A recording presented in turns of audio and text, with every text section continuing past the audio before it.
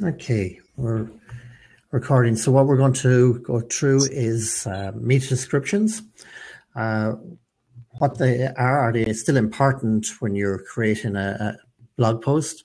What they are, how to use them, and why you should use them still. So a meta description is that little piece of content that's in the search engines like Google underneath the title. That's the blue line on top.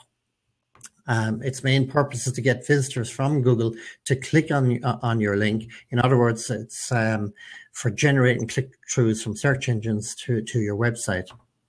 It has little or no value, and I really shouldn't be saying no value for SEO purposes, because it does have an effect on the and influence the bounce rate.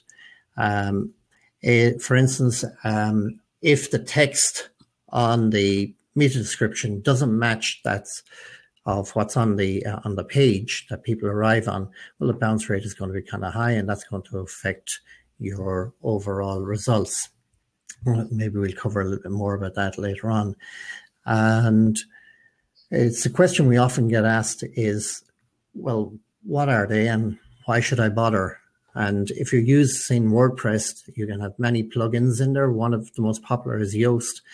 And when you're after writing the content for your blog post, on the bottom of that section where you're writing it, there's a little section where you can put in the title and a meta description. And I'd highly advise that everybody write a meta description in there describing what the content is about, because that's what's going to bring people from the results, search engine results, to your to click on the link and bring them to your content.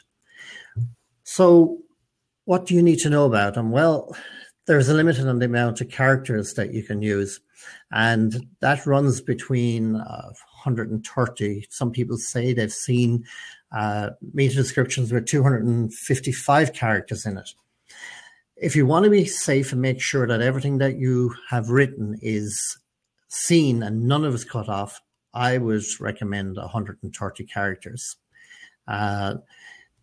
Right, there should be a call to action in it, something like find out more, or learn more, or get it now, try free, somewhere in it. It should contain some structured content, something along the lines of put in the price, or if it's a product you're selling, mention the manufacturer or something like that in it. The content I said earlier should match that of what you're putting into the meta description, because if Google find out that you're putting something into the meta description just to attract an audience and it doesn't match the content when it gets there, what you'll find is, well, they'll penalize you for doing it, and it's not worth it, and your bounce rate will increase, and overall search engine results will be not too good. You should have a focus keyword inside in the content. So if you're trying to rank for something along the lines of the importance of good SEO, well, you should use those words inside in the meta description. Now, some people say it has no value at all in being found, but I can tell you that if you do use it, Google are more inclined to use that meta description and bold it in the search results. The meta description should be unique. It should not be used on other posts that you've written. It should have completely unique description for the page that you're trying to drive the traffic to.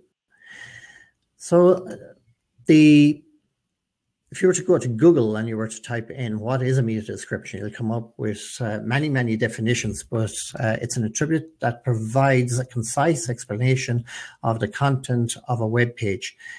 This is used in search engine results pages to generate preview snippets. And why do you need it? Well, it's about the content of as I said earlier, the content of the meta description does not factor too much in. By some people, they say it doesn't actually affect the search engine results, but what it does affect is human behavior.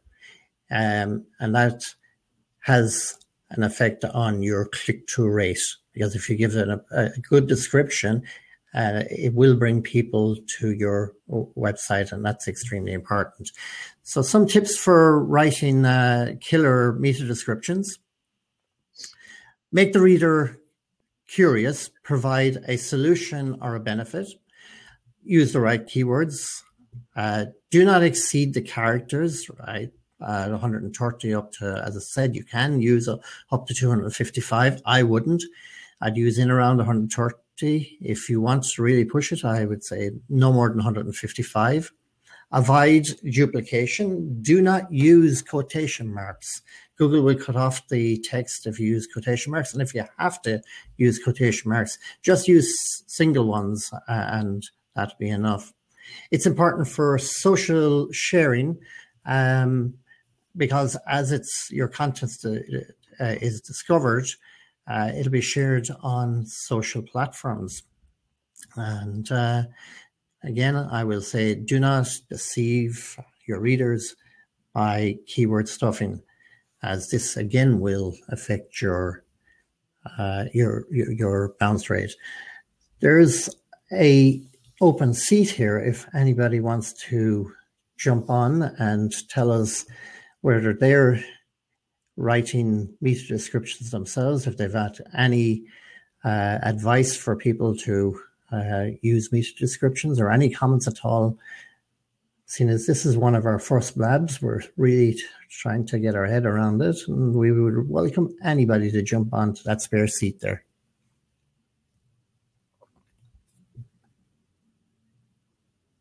I don't think we have anybody. That's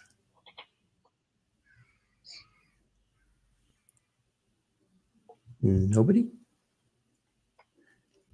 I know meta descriptions can be a boring topic, but it is one of those ones that a lot of people don't see value in, and they do not bother putting in a proper meta description themselves.